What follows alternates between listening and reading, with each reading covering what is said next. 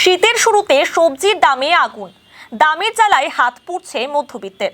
এমন অবস্থায় বাজারে বিশেষ করে আলু পেঁয়াজের দামে লাগাম টানতে নজরদারি শুরু করেছে টাস্ক ফোর্স।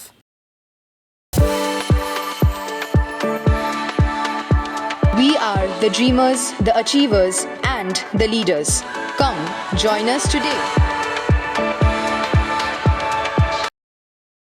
গত কয়েকদিন ধরেই রাজ্যে বিভিন্ন জেলায় আলুর দাম ৩০ টাকার উপরে চলে গিয়েছে। পেঁয়াজের দামও হাফ সেঞ্চুরি পার করেছে। সোমবার আলু পেঁয়াজের দামে হ্রাস টানতে শিলিগুড়িতে বিভিন্ন বাজারে গেলেন টাস্ক ফোর্সের আধিকারিকেরা।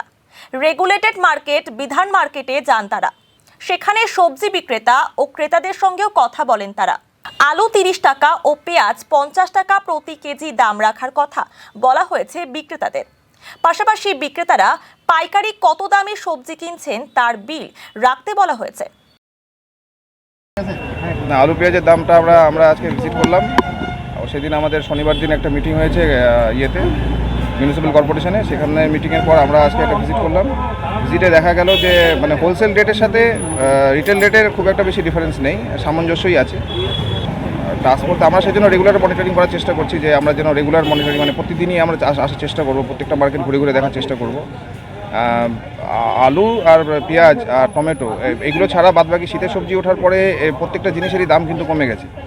হ্যাঁ, মানে আলু পেঁয়াজ আর এটা নিয়ে অভিযোগ ছিল কিছুটা, আর কিছুটা হচ্ছে আরও কিছু রসুন এসব নিয়ে একটু ছিল, কিন্তু বাদবাকি সব জিনিসেরই দাম কিন্তু শীতের সবজি ওঠার পরে কমেছে।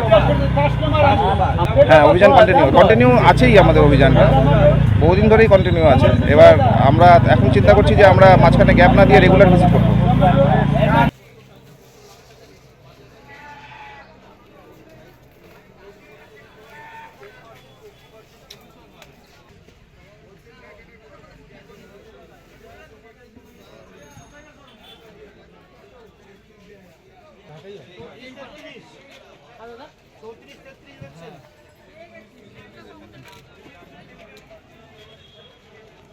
করে বেচার চেষ্টা করুন।